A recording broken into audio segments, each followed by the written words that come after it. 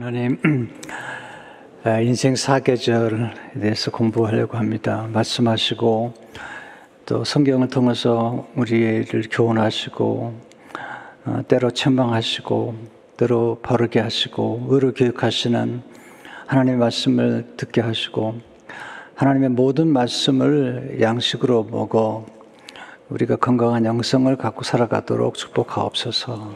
예수 이름으로 기도합니다. 아멘. 인생 사계절에 대해서 말씀을 드리려고 합니다. 하나님은 계절을 따라 역사하십니다. 하나님은 사계절의 질서를 따라 역사하시고 또 계절을 만드신 분입니다. 창세기 2장 14절에 보면 하나님이 이르시되 하늘의 궁창에 광명체들이 있어 낮과 밤을 나누게 하고 그것들로 창조와 계절과 징조와 계절과 날과 해를 이루게 하라. 계절이 나오죠. 계절. 자연 법칙이죠. 봄, 여름, 가을, 겨울. 가끔 우리가 그런 말 하죠. 저번에 철이 아직 안 들었다고. 어떤 분은 철이 들었다고 얘기하는데 그게 철이 뭐냐면 계절을 의미하는 것입니다. 계절을 의미한다는 것은 현실을 정확하게 직시하는 것입니다. 현실을 무시하거나 계절을 무시하는 것은 그건 철이 덜 들었다는 것입니다. 그런 면에서 우리가 사계절을 공부하는 것은 우리가 인간으로서 성장하고 성숙하는데 아주 도움이 되는 것입니다. 왜 인생의 사계절을 공부해야 될까요? 첫째로 인생의 긴 여정을 조망할 수 있는 영적 안목을 갖게 되기 때문입니다. 인생은 마라톤 같습니다. 그래서 긴 여정이죠. 최근에 소천받으신 우리 교인들 보면 97세, 92세에 소천받으셨거든요. 그러면 아주 기나긴 여정을 갖게 된 것입니다. 특히 인생의 흐름을 이해하게 됩니다. 사계절의 변하는 흐름을 의미하죠. 계절에 이의 없이 농사를 짓는 분이 있을까요? 그럴 수 없죠. 모든 그 흐름이 있는 것입니다. 셋째로 계절에 맞는 삶의 태도를 갖추게 됩니다. 봄은 준비하고 씨앗을 심는 계절이죠.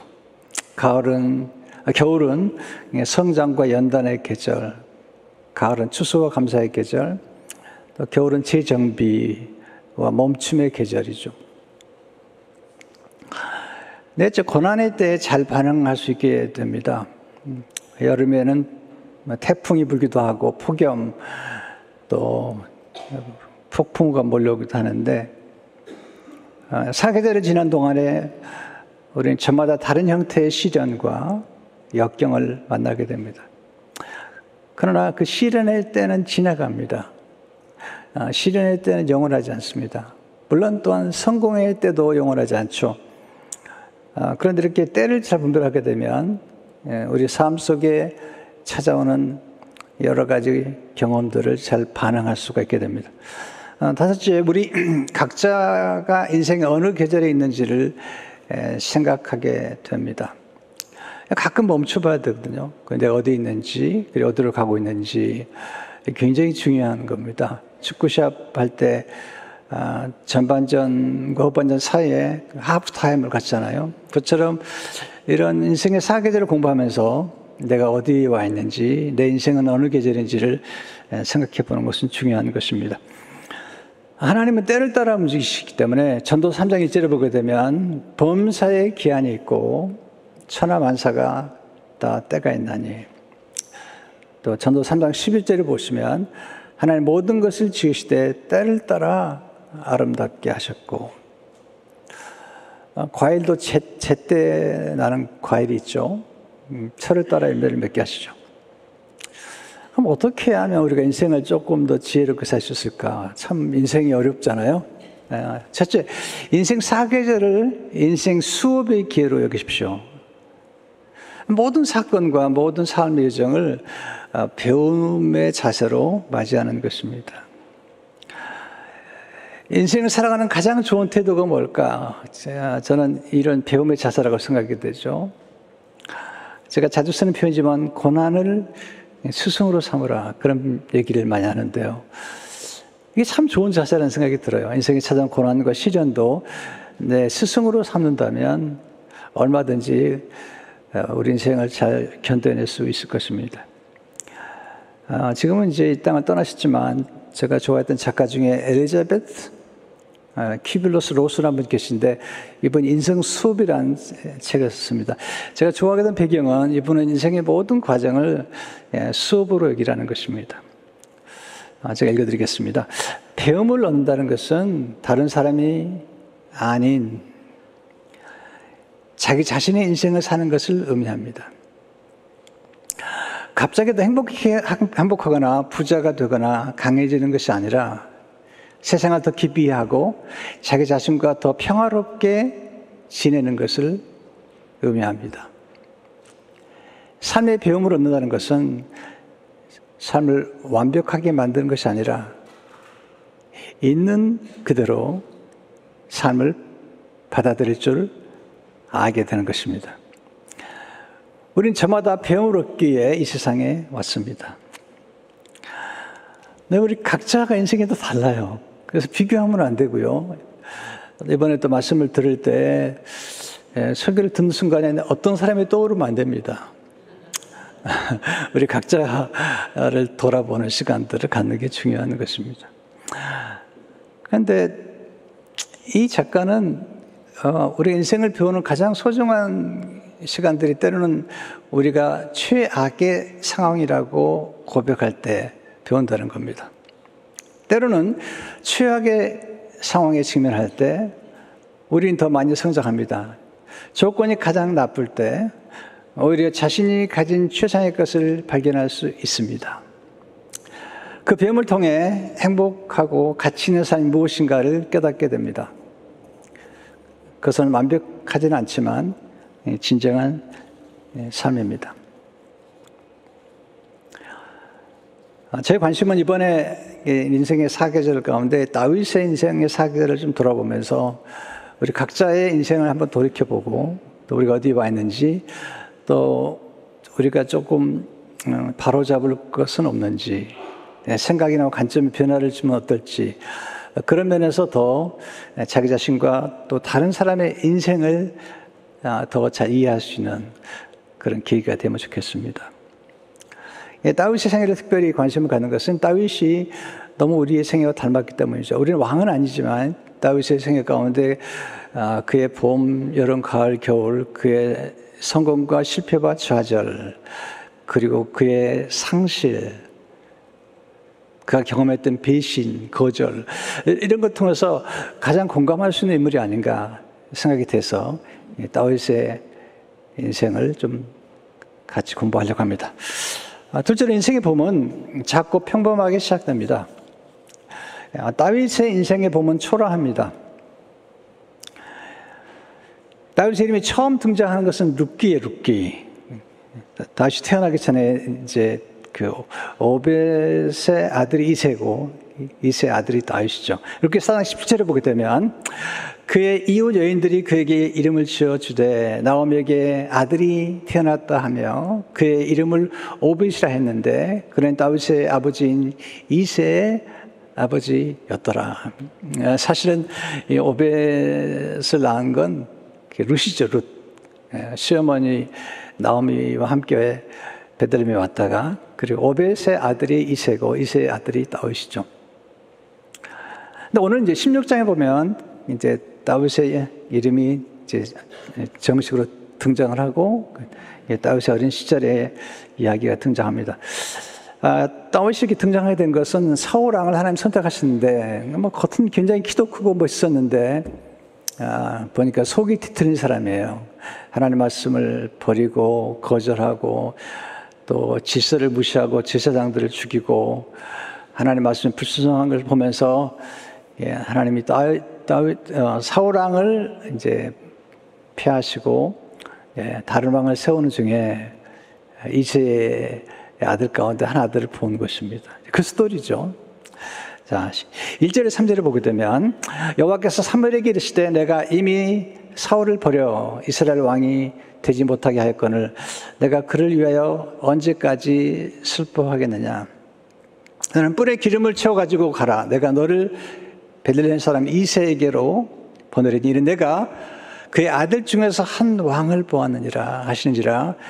사무엘이 이르되 내가 어찌 갈 수 있으리까. 사울이 들으면 나를 죽이리이다 하니 여호와께서 이르시되 너는 암송아지를 끌고 가서 말하기를 내가 여호와께 제사를 드리러 왔다 하고 이새를 제사에 청하라. 내가 내게 행한 일을 가르치니 내가 내게 알게 하는 자에게 나를 위하여 기름을 부을지니라. 하나님께서 이새 아들 가운데 한 왕을 보았다는 겁니다. 네, 그러면서 이제 사무엘을 보냅니다. 저희 말씀 가운데 이제 좀 관심을 가진 부분은 1절이에요. 이는 내가 그의 아들 중에서 한 왕을 보았느니라. 그래서 이제 사무엘이 하나님의 말씀을 따라 가죠. 4절 9절을 보시면 사무엘이 여호와의 말씀대로 행하여 베들레헴의 이름에 성읍 장로들이 떨며 그를 영접하여 이르되 평강을 위하여 오시나이까. 이르되 평강을 위함이니라. 내가 여호와께 제사로 왔으니 스스로 성결하게 하고 와서 너와 함께 제사하자 하고 이새와 그의 아들들을 성결하게 하고 제사에 청하니라. 그들이 오매 사무엘이 엘리압을 보고 마음에 이르기를 여호와의 기름 부으실 자가 과연 주님 앞에 있도다 하였더니 여호와께서 사무엘에게 이르시되 그의 용모와 키를 보지 말라. 내가 이미 그를 보렸노라. 내가 보는 것은 사람과 같지 아니하니 사람은 외모를 보거니와 나 여호와는 중심을 보느니라 하시더라. 이새가 아비나답을 불러 사무엘 앞을 지나가게 하며 사무엘이 이르되 이도 여호와께서 택하지 아니하시느니라 하니 이새가 산마로 지나게 하며 사무엘이 이르되 이도 여호와께서 택하지 아니하시느니라 하니라. 이새가 그의 아들 7을 다 사무엘 앞으로 지나가게 하나 사무엘이 이새에게 이르되 여호와께서 이들을 택하지 아니하시느니라 하고. 여러분 사무엘은 기도하는 사람이었잖아요. 그러나 사무엘도 사람을 잘못 볼 수 있다는 걸 알아야 됩니다. 목사도 사람을 얼마든지 잘못 볼 수 있습니다. 하나님이 사무엘이 엘리압을 보고 감동받았습니다. 키도 크고 영모가 출중해서 하나님이 아니다 말씀하시는 겁니다. 또 하나 놀라운 사실은 하나님이 처음부터 그냥 사무엘에게 그 다윗이다 말씀하시면 될 텐데 그렇게 안 하시고요. 이새 아들 7을 다 지나가게 하세요. 하나님은 어떤 결과보다도 과정을 중요하게 생각하시고 이 질서와 절차를 중요하게 생각하는 분이세요. 그리고 나중에 다윗을 선택하는 거죠. 이새 아들 7이 다 지나갔는데 하나님이 침묵하시니까 이제 사무엘이 이새에게 묻습니다. 11절에 보시면 또 사무엘이 이새에게 이르되 내 아들들이 다 여기 있느냐. 이새가 이르되 아직 막내가 남았는데 그는 양을 지키나이다. 사무엘에게 이새가 이르되 사람을 보내어 그를 데려오라. 그가 여기 오기까지는 우리가 식사 자리에 앉지 아니하겠노라. 아들이 한다고 물어보니까 이름도 얘기하잖아요. 막내라는 거죠. 양을 지키고 있습니다. 그때 그를 데려오라. 데려왔더니 하나님께서 선택한 사람이죠. 12, 13절을 보게 되면 사람을 보내어 그를 데려오매 그의 빛이 붉고 눈이 변하고 얼굴이 아름답더라. 여호와께서 이르시되 이가 그니 일어나 기름 부으라 하시는지라. 사무엘이 기름 부을 병을 가져다가 그의 형제 중에서 그에게 부었더니 이날 이후로 다윗이 여호와의 영에게 크게 감동되니라. 사무엘이 떠나서 라마로 가니라. 다윗 이름이 등장하죠. 근데 전 이 말씀을 때마다 좀 고민이 돼요. 하나님이 중심을 보신다고 그랬는데 다윗을 보니까 빛이 붉고 눈이 변하고 얼굴이 아름답더라. 네, 왜 그런지 뒤에서 설명해 드릴게요. 근데 사실 이 본문에서 강조하는 부분은 뭐 다윗이 잘생겼다는 얘기가 아니고요.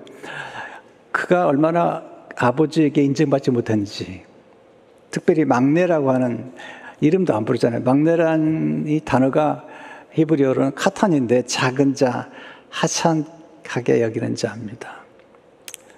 그러니까 다윗은 아주 평범하고 그리고 아버지에게 인정받지 못했고 형제들에게 멸시를 받았고 거절을 당했던 그런 사람입니다.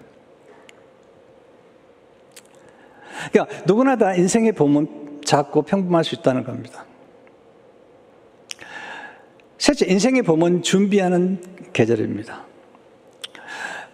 준비하고 씨앗을 뿌리는 계절, 봄의 계절이죠. 사람은 인생의 사계절과 좀 다르게 이 계절이 왔다 갔다 좀 할 수 있어요. 그래서 어떤 분은 나이가 들어서 봄이 되는 분이 계시기도 하고, 어떤 분은 봄인데 여전히 이미 인생을 다 끝난 것처럼 사는 분도 있어요. 그래서 우리가 조금 우리 자신들을 이해하면서 내가 어느 계절에 있는지, 혹시 그냥 지나친 계절은 없는지 한번 살펴보는 것도 좋을 것 같습니다.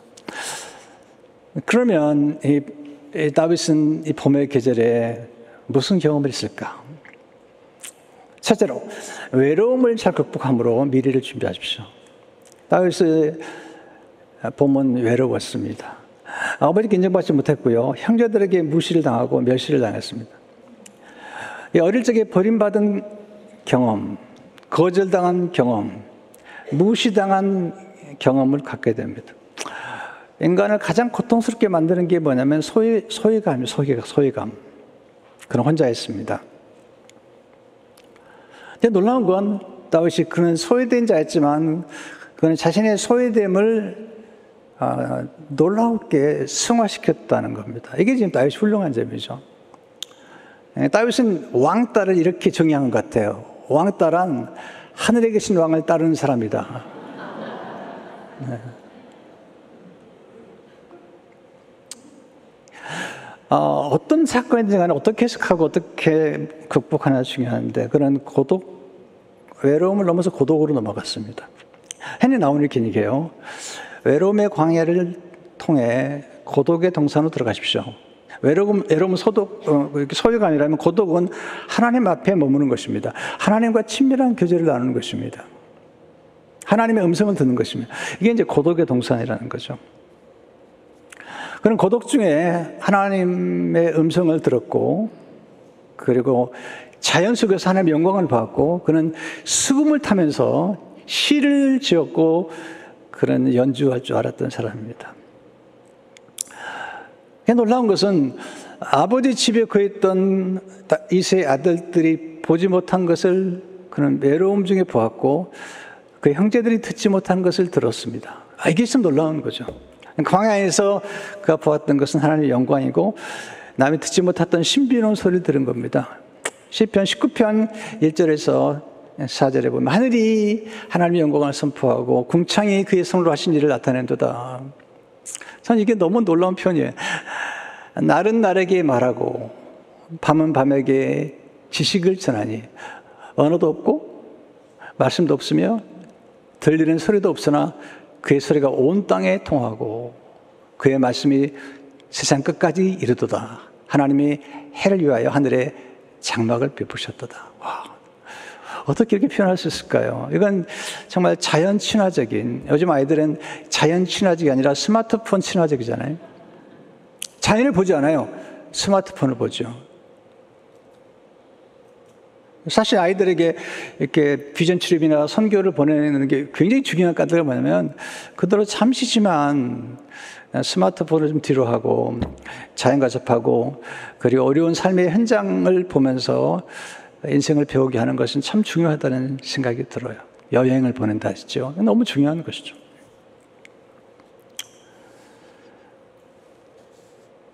그런 하나님의 영광을 보면서 하나님 찬양했죠. 시편 8편 1절이면 여호와 우리 주여, 주의 이름이 온 땅에 어찌 그리 아름다운지요. 주의 영광이 하늘을 덮었나이다. 이것은 자연 속에서 그리고 고독 속에서 하나님을 경험한 사람만이 할 수 있는 그런 고백이죠. 그런 시고 노래인 것입니다. 두 번째, 맡겨진 일에 최선을 다함으로 미래를 준비하십시오. 다윗은 아버지 양을 쳤습니다. 자기 양이 아닙니다. 맡겨진 일에 최선을 다하는 것입니다. 저는 이게 굉장히 중요하다고 생각해요. 나중에 이제 사울왕을 만나죠. 만나서 하는 얘기를 보면 그가 맡겨진 일에 얼마나 최선을 다했는지 사무엘상 17장 3절 35절 보면 다윗이 사울에게 말하되 주의 종이 아버지의 양을 지킬 때에 사자나 곰이 와서 양떼에서 새끼를 물어가면 내가 따라가서 그것을 치고 그 앞에서 새끼를 건져내었고 그 입에서 새끼를 건져내었고 그것이 일어나 나를 해하고자 하면 내가 그 수염을 잡고 그것을 쳐 죽였나이다. 맡겨진 일에 최선을 다하고 작은 일에 충성하며 끝까지 완수하는 것, 이것이 하나님 앞에서 참된 지혜죠. 양새끼 한 마리, 새끼 아니에요. 아버지 거예요. 그냥 한 마리 정도 잃을 수 있습니다. 그런데 사자와 곰과 싸워가면서 지킨 거잖아요. 근데 더 놀라운 고백이 있습니다. 그렇게 지킬 수 있었던 것은 하나님이 도왔다는 것입니다. 그는 하나님을 경험하는 것입니다. 사무엘상 17장 37을 보면 또 다윗이 이르되 여호와께서 나를 사자의 발톱과 곰의 발톱에서 건져내셨은즉 나를 블레셋 사람의 손에서도 건져내시리다. 사울이 다윗에게 이르되 가라 여호와께서 너와 함께 가시기를 원하노라. 하나님이 얼마나 다윗을 예뻐하신지 알 수 있겠죠. 그 중심에 하나님이 계셨던 거예요. 하나님이 그를 건져주었다는 겁니다.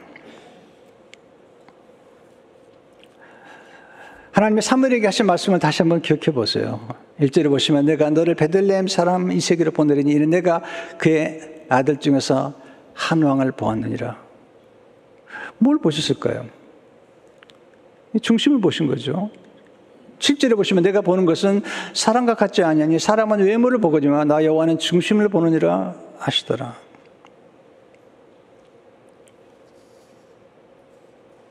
하나님은 일터에서 일하는 태도를 지켜보십니다. 하나님 일터에서 일하는 모습을 관찰해 조용히 관찰하시는 겁니다. 하나님 우리를 일터의 현장에서 부르십니다.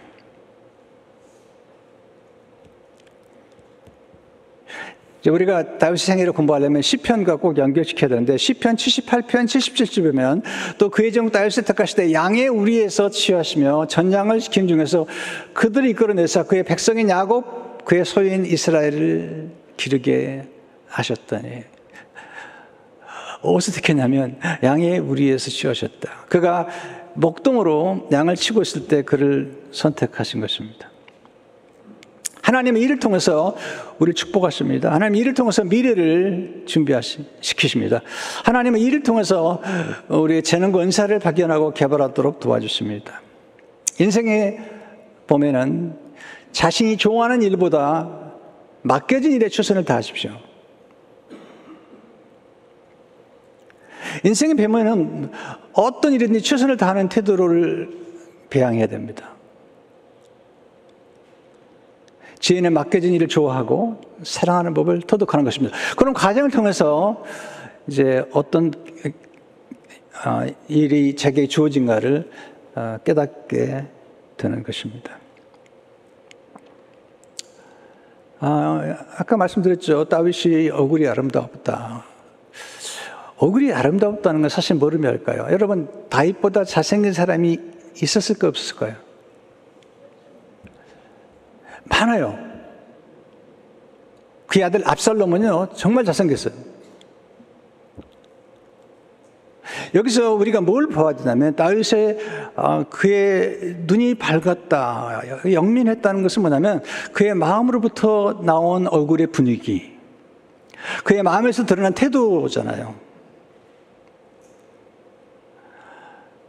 아버지 양을 지키면서 나는 왜 이 꼴일까 생각하면서 사무엘 앞에 왔을 때 그 입이 이렇게 나와가지고 인상을 쓰고 있었으면 그 얼굴이 아무리 잘생겨도 아름답다고 하겠어요?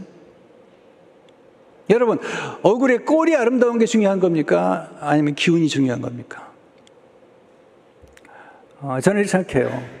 다윗의 아름다움이란 그의 마음에서 드러나온 얼굴의 표정이었다 생각이 드는 겁니다. 아무리 잘생겼어도 인상 쓰고 있고요. 그냥 뭐 일하는 게 투틀거리고요. 그냥 나는 왜 이 모양일까 생각했다면 절대로 그런 얼굴이 나올 수가 없습니다. 하나님 일터 현장에서의 우리의 모습을 지켜보시고 또 그 태도를 보시는 것입니다. 마지막, 보이지 않는 곳에서 실력을 쌓음으로 미래를 준비하십시오. 따라서 아무도 보이지 않는 곳에서 실력을 쌓았죠. 특별히 물맷돌 던지는 것과요, 수금 타는 실력을 탁월했습니다. 탁월함의 경지에 누구나 이룰 수 있습니다. 어떻게 하면? 집중하고 반복하면 누구나 이룰 수 있습니다. 보통 우리 인간은 250가지 정도의 재능을 가지고 태어난다고 그래요. 근데 그 중에서는 5가지에 집중하고요, 한두 가지는 누구나 다 탁월함의 경지에 이룰 수 있다고 그래요. 문제는 노력하지 않아서 그렇죠. 탁월함의 경지는 반복과 집중과 반복입니다. 저는 뭐 이걸 많이 경험해요. 근데 무조건 반복하는 것이 아니라 창조적으로 반복하는 것입니다. 보세요. 나쁜 태도로 계속 반복하면 나쁜 결과밖에 나오지 않습니다. 창조적 반복이란 되지 않는 방법이나 자세는 과감히 버리고 잘 되는 방법과 자세를 찾아 반복하는 것입니다. 잘 되는 결과가 있다 하더라도 여전히 거기서부터도 계속 진보해야 되고요. 발전해야 되고요. 우리가 살아오면서 잘 안 되는 게 있을 거 아닙니까? 내가 이렇게 말하고, 이렇게 말투를 가지고, 이런 자세로 살아보니까 좋은 결과가 아니라고 생각하면 그걸 과감하게 버릴 수 있는 용기. 자기 자신을 정확하게 바라볼 수 있는 용기. 자기 자신을 진정으로 바라볼 수 있는 용기. 이건 진짜 중요하고요. 그리고 그 용기 중 하나가 뭐냐면, 이런 말투와 이런 태도와 이런 자세가 좋지 않다는 것을 알고 과감하게 버릴 수 있는, 그러면서 더 나은 방법을 선택하고 더 좋은 지도를 선택할 줄 아는 용기. 이게 인간만이 할 수 있는 겁니다. 동물은 본능적으로 살아요. 그러나 인간은 본능을 알고도 본능을 뛰어넘을 수 있는 하나님의 형상을 받아 만들어진 하나님의 걸작품이란 말입니다. 얼마든지 가능한 거죠. 그런데 이 비밀이 하나 있습니다. 하나에 통달하면 다른 것에도 통달할 수 있습니다. 우선 한 가지를 훈련함으로 통달의 경지를 맛보는 것이 중요합니다. 물맷돌을 나중에 이제 우리가 다음 주에 보겠습니다만, 다음 주에 오실 거죠? 살아계실 거죠? 네, 물맷돌 얘기가 다음 주에 할 텐데요. 다윗이 물맷돌이 정말 탁월하거든요. 그냥 한 번에 끝내버리거든요. 근데 사실 물맷돌을 그런 경지에 오르는 것은 쉽지 않습니다. 이제 성경에 보게 되면 그 당시 고대에는 물맷돌을 던지는 군인들 가운데 탁월한 군인들이 있었습니다. 자, 사사기 20장 15절 10절을 보게 되면 그 외에 기브온 주민 중 택한 자가 700명인데 이 모든 백성 중에서 택한 700명은 다 왼손잡이라 물매로 돌을 던지면 조금도 틀림이 없는 자이더라. 700명이 된단 말이에요. 왼손잡이인데 세 번역을 보면요, 더 놀랍게 표현하고 있어요. 번역을. 이 모든 사람 가운데서 뽑힌 700명 왼손잡이들은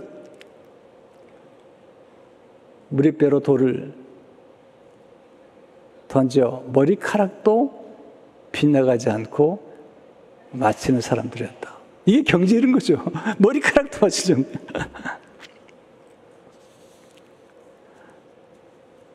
자, 우리는 우리에게 준 재능이 분명히 있습니다. 그 재능이 무엇인지 간에 우리가 반복하고 집중하면 어떤 경지에 이를 수 있다는 것을 알아야 되고요. 하나님은 그렇게 인간을 무한한 잠재력을 가진 존재를 만들었습니다. 다윗을 보면요, 그 물맷돌만 경지력이 아니라 수금을 타는데 정말 탁월했습니다. 연주안에 탁월했습니다. 물론 다윗이 수금으로 그의 인생을 이렇게 어떤 소명으로 솔직히 생각하지 않지만 그가 수금을 잘 탐으로써 그가 기여했던 것들이 너무너무 많아요. 시를 쓰거나 시편을 쓰거나 하나님을 예배하는 그 예배자의 삶을 온 백성이 인도한 것을 보면요, 그가 수금을 타는 것이 얼마나 놀라운지 몰라요. 하나님의 사우랑을 버리니까 악령이 임했습니다. 그때 신하 가운데 한 사람이 음악의 능력을 아는 사람이죠. 왕이시여, 수금을 잘 타는 사람을 들어오면 왕이 병이 낫겠습니다. 그래서 왕이 그랬죠. 불러오라고. 그때 한 소년이 다윗을 추천하는데 이 소년이 다윗을 칭찬하는 거 보면요, 놀라워요. 그의 아버지도 무시한, 그리고 그 형제들도 무시했는데 이 소년은 대단한 통찰을 가진 사람이에요. 사무엘상 16장 18절을 보시면 소년 중 한 사람이 대답하여 이르되 내가 베들레헴 사람 이세 아들을 본즉 수금을 탈 줄 알고 연기와 무용과 구변이 있는 준수한 자라 여호와께서 그와 함께 계시듯 하더라. 여러분, 소년도 이렇게 탁월한 통찰을 가지고 있습니다. 사무엘같이 탁월한 사람도 실수할 수가 있고요. 이런 어린 소년도 탁월해서 사람을 분별하는데 제일 놀라운 사실은 뭐냐면 그의 영명뿐만 아니라 하나님이 함께 계시더이다. 하나님 주신 재능을 탁월함 이루도록 연마하고 우리 자녀들을 그렇게 연마시켜야 됩니다. 오늘 이 영상에 본 것처럼 한 학생은 피부과 의사가 되고 싶어하고 한 학생은 셰프가 되고 싶어 하잖아요. 요즘 탁월한 셰프가 되면요 굉장합니다. 지금은 옛날과 다르잖아요. 각 분야에서 탁월한 경지에 이른다는 것은 굉장히 놀라운 것입니다. 봄에 쌓는 실력은 미래에 추수할 씨앗을 심는 것입니다. 다윗이 은밀히 쌓은 실력이 나중에는 그 왕이 됐을 때 빛을 발하잖아요. 시편 78편 72절을 보시면 이에 그가 그들을 자기 마음의 완전함으로 그리고 그 손의 능숙함으로 그들을 지도하였도다. 여러분, 조화가 필요한 거죠. 성품과 실력이 조화를 이룰 때 밝은 미래의 문이 서서히 열리게 됩니다. 두 가지가 균형을 이루어야 됩니다. 성품도 필요하고 실력도 필요한 것입니다. 봄은 중요하죠. 봄에 씨앗을 뿌리지 않으면 가을에 수확할 것이 없습니다. 그래서 봄에 꼭 해야 될 거 해야 되고요. 우리가 나이 들었지만 봄의 계절을 스킵했다면 좀 다시 돌아가서 한번 아직도 기회가 있으니까요. 준비하는 것은 어떨지요? 예수님 인생의 봄에 은밀히 미래 사역을 준비하셨습니다. 예수님은요 초라하게 시작하셨어요. 아주 가난한 집에 태어났고요. 그리고 심지어는 어느 정도면 아버지가 없는, 육신의 아버지가 없는 사생아처럼 태어난 거죠. 우리가 지금 마리아에게서 성령으로 잉태하고 태어난 걸 알기 때문에 그렇지, 그 당시에 생각해 보세요. 아버지가 자기 아버지가 아닌 거죠. 사생아처럼 태어난 거죠. 그렇게 외롭게 성장하는데 친척들도 인정을 안 하는 거예요. 여러분, 이게 비밀인데요. 이상하게도 우리를 가장 인정하지 않은 사람들이 가장 가까운 가족들인 걸 아세요? 다윗이 그런 거잖아요. 예수님도 마찬가지잖아요. 그래서 마가복음 3장 21절을 보세요. 예수의 친족들이 듣고 그를 붙들러 나오니 이는 그가 미쳤다 합니다.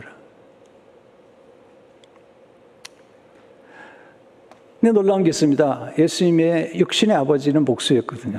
그래서 예수님의 그 직업이 목수였습니다. 근데 H. 마이클 브루어는 예수님이 목수의 직업을 선택하신 것은 예수님의 전체 사역과 관계가 있다. 예수님의 사역과 관계가 있다. 사실은요, 제가 볼 땐 이건 꼭 목수만 해당하는 게 아니고, 이게 다 목수도, 목사도, 의사도, 심지어는 건축가도, 플러머도, 또 음악가도, 예술가도 다 여기 속한다고 생각했대요. 근데 마이클 브루어가 예수님에 대한 얘기를 이렇게 기록하고 있습니다. 왜 목수의 직업이 적합했는가? 목수는 집을 짓고 고친다. 필요한 것을 짓고 부서진 것을 고치는 것들이 바로 목수의 일이다. 어린 예수는 아버지 요셉이 자기의 목공소에서 일하는 것을 지켜보았다. 필요한 것을 짓는 일과 부서진 것을 고치는 목수의 두 가지 일은 어린 예수의 인생감과 그의 소명감을 형성해 주었다. 놀라운 일이죠. 사실 수많은 우리 모두들이 사실 보면 그런 거잖아요. 우리 교회 의사 한 분 계신데 그런 얘기 하시더라고요. 배관공들이잖아요. 플러머들, 배관공들이 의사와 똑같다는 거죠. 막힌 걸 두드려 보는 거예요. 두드려가지고. 그래야 뚫어주는 거잖아요. 그러니까 의사 선생님이 진단하는 것과 똑같이 배관공들도 진단하는 거죠. 이렇게 두드려보고. 또 우리가 학교 선생님으로 교사로 살아간다는 것도 마찬가지죠. 한 학생을 세우고 또 고치고 또 새로 짓고 이게 우리가 할 일이죠.